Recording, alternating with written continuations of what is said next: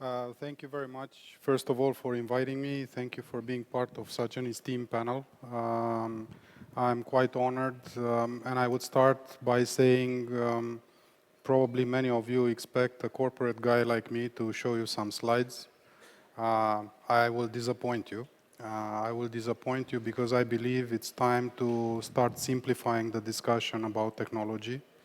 Many times, and it is my experience talking about this for a number of years, that there is, let's say, a rift between people listening and people talking about technology, of understanding what that is. And I think when we look at technology, when we look at digitalization, it has so many perspectives that I think we need to find as much as possible a common ground of talking about it for all the stakeholders to be on the same page. If we talk about digitalization, and I will pick on a point made by Minister Burduja on competitiveness. I think we need to talk a little bit more about competitiveness and what is, let's say, digitalization bringing for us in terms of competitiveness.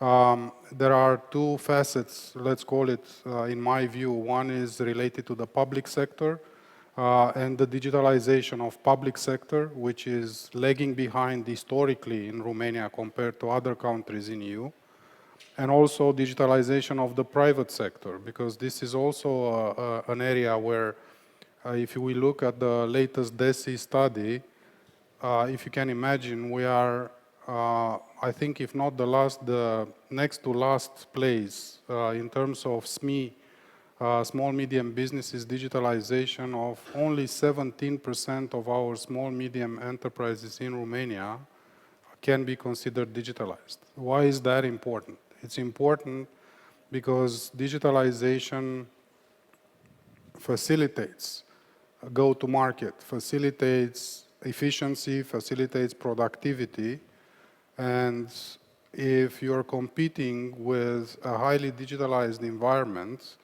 you are and you are not digitalized, you are in a far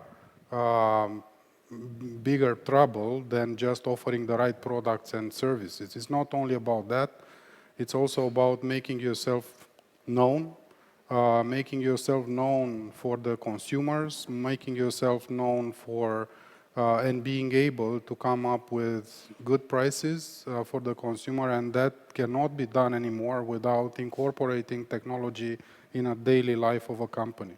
And let's not forget that SMEs in Romania, just to give that example, are contributing to more than 50% of the GDP, and they employ more than 60% of the workforce in Romania. So it's a very, very important aspect that we should not forget about. The other thing that I would like to talk about is, and being the representative of a telecom provider, is that the telecom providers need to also be a little bit looked upon more carefully. And I would like to challenge each and every one of us to get back a couple of years during the pandemic and remember how let's say, the telecom networks have really worked during pandemic, and how much has that contributed to us being able to continue to function. And I'm not talking about making some transactions here and there and talking over the phone, but actually making the economy function.